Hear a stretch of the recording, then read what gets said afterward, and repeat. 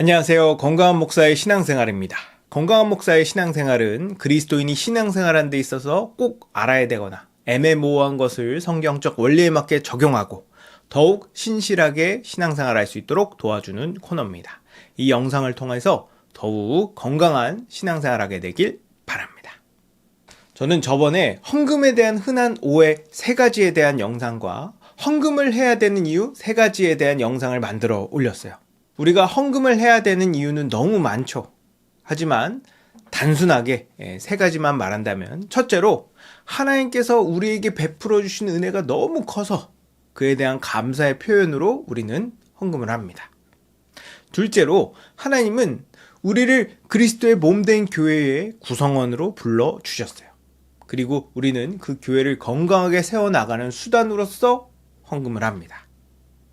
셋째로 돈의 유혹으로부터 벗어나려면 돈보다 더 높으신 하나님을 신뢰해야 돼요. 그 믿음의 실천으로서 우리는 헌금을 합니다. 이렇게 헌금은 하나님께 감사를 표현하고 그리스도의 몸된 교회를 세우며 세상의 유혹과 맞서 싸우는 좋은 수단이에요. 이렇게 헌금이 우리에게 필요하고 유익한데 막상 헌금을 하려고 하면 얼마나 어떻게 해야 할지 애매할 때가 있습니다. 그래서 이번 시간에는 헌금을 얼마나 어떻게 하는 것이 성경적으로 적절할지에 대해 알아보도록 하겠습니다. 고린도후서 9장 7절에 보면 바울이 헌금에 대해 이렇게 얘기해요. 각각 그 마음에 정한 대로 할 것이요 인색함으로나 억지로 하지 말지니 하나님은 즐겨내는 자를 사랑하시느니라.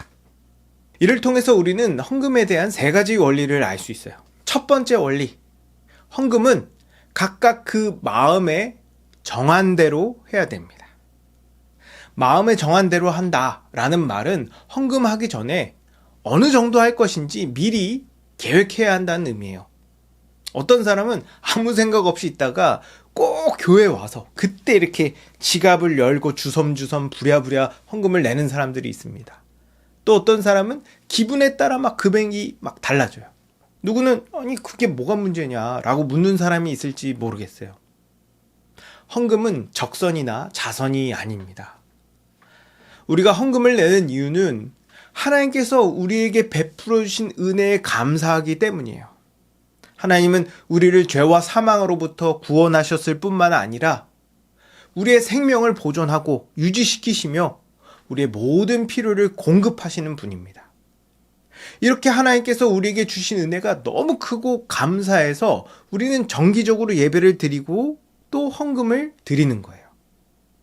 그리고 그러한 감사에 대한 합당한 태도는 예배 전에 얼마를 드릴지 미리 정하고 헌금을 정성스럽게 준비하는 겁니다.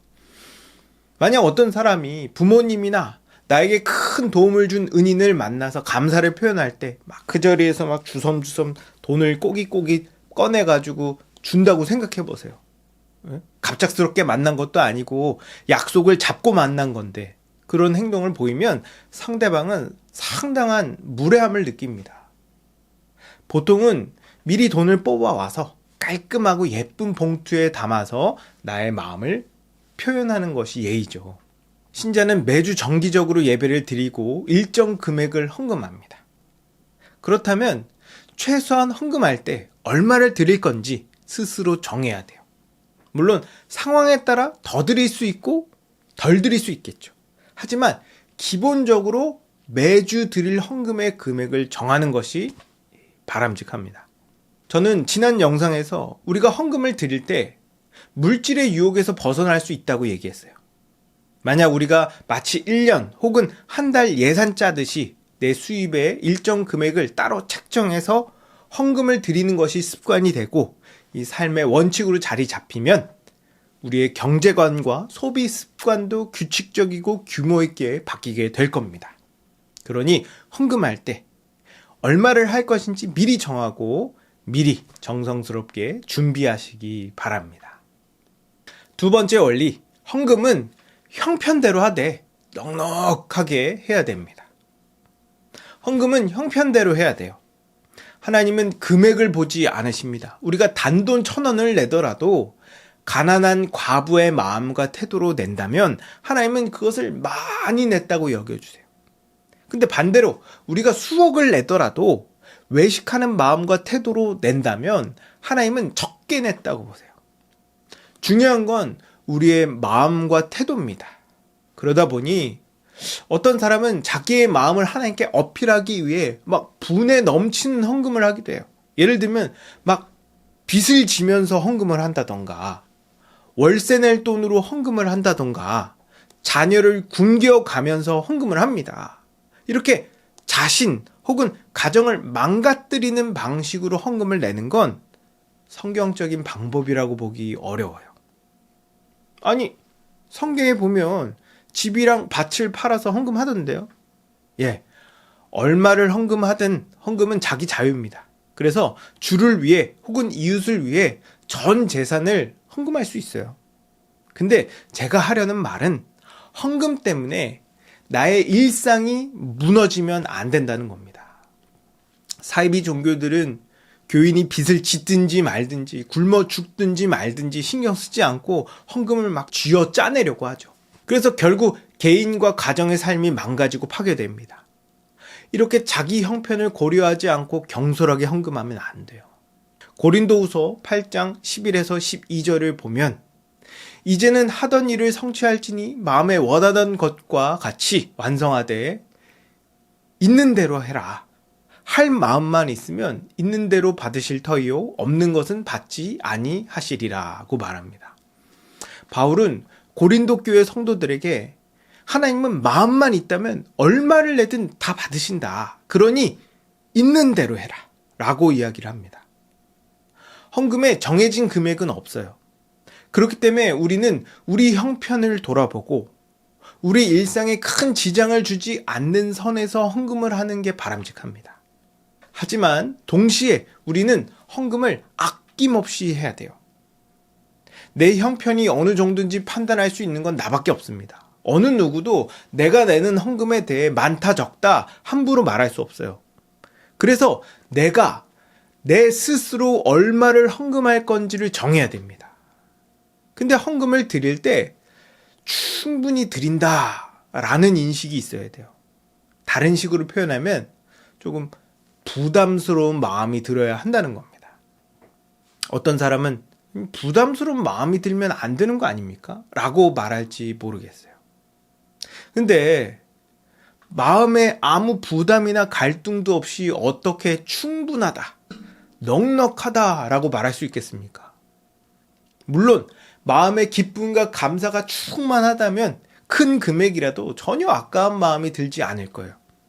하지만 내 영적 상태가 좋지 않을 때도 마음에 부담이 없다면 이게 과연 적당한가 고민을 해볼 필요가 있습니다. 하나님은 우리에게 자유를 주셨어요. 그래서 헌금도 우리 마음의 소원대로 해야 됩니다. 하지만 동시에 하나님은 우리의 마음을 보세요. 우리가 정말 하나님께 감사하고 주를 사랑한다면 헌금으로 그 마음을 표현해야 됩니다. 그 마음은 헌금의 액수가 아니라 헌금 안에 담긴 진심이에요. 그리고 그 헌금에 진심이 담겼다면 넉넉한 액수일 겁니다. 그러니 정말 하나님께 감사하고 사랑한다면 형편에 맡겨야돼 아낌없이 헌금하시기 바라요. 세 번째 원리, 헌금은 억지로 하지 않고 즐거이 내야 됩니다. 바울은 헌금을 억지로 하지 말지니 하나님은 즐겨내는 자를 사랑하신다 라고 말해요. 그럼 어떤 사람은 내가 즐겨내지 않으면 하나님은 나를 사랑하지 않으시냐 라고 물을지 모르겠어요. 아니요. 하나님은 우리가 아무것도 하지 않아도 우리를 사랑하십니다. 우리의 존재 자체를 사랑하세요. 하나님께서 즐겨내는 자를 사랑하신다라는 말은 즐겨내는 자세와 태도를 기뻐하신다는 뜻입니다. 어떤 사람들을 보면 막 억지로 마지못해 헌금을 내는 사람들이 있어요. 예를 들면 주변의 사람들이 다 내는데 내가 안 내면 막 눈치 보이니까 다들 막 몇만 원씩 헌금하는데 그만큼 안 내면 안 될 것 같으니까 막 억지로 막 헌금을 내는 거죠. 아니면 아무 감정 없이 형식적으로, 종교적으로 내는 경우도 있죠. 어렸을 때부터 헌금을 내던 버릇 때문에 헌금을 안 하면 막 찝찝해서, 혹은 마치 교회 들어가는 입장료나 회비 내듯 헌금을 내는 사람들도 있어요. 저는 이런 헌금도 주께서 받으신다고 생각합니다. 하지만 이건 하나님께서 기뻐하시는 마음과 태도라고 보기 어려워요. 우리가 매주 정해진 금액을 헌금하다 보면 그것이 익숙해지고 형식적으로 되는 것은 아주 흔한 일입니다.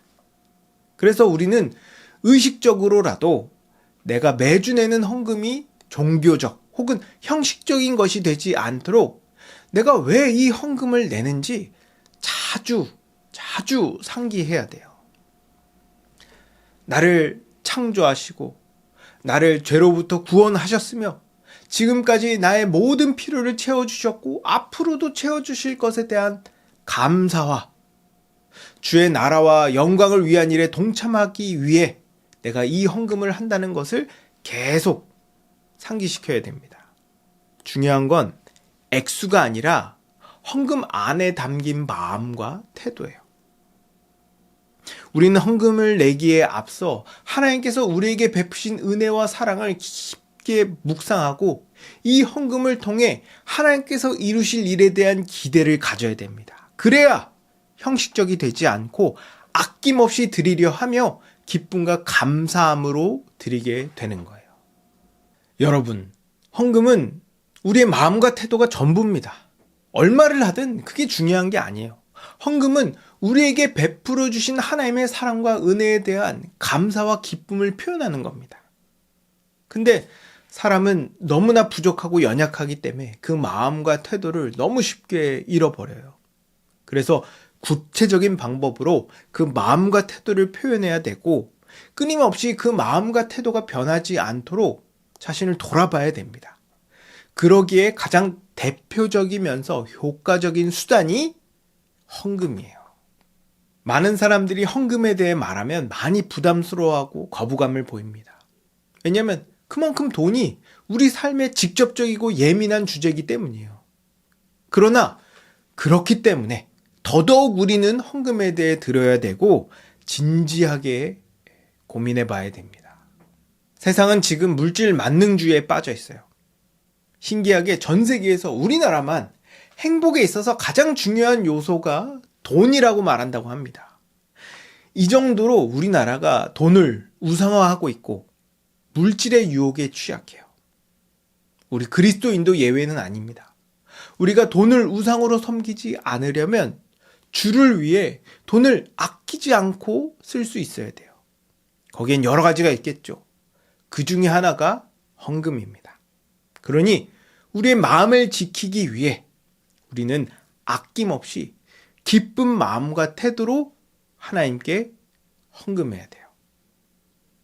이렇게 헌금해서 세상의 유혹에서 벗어나고 하나님께서 부어주신 은혜를 더욱 풍성하게 체험하는 여러분 되기를 축복합니다.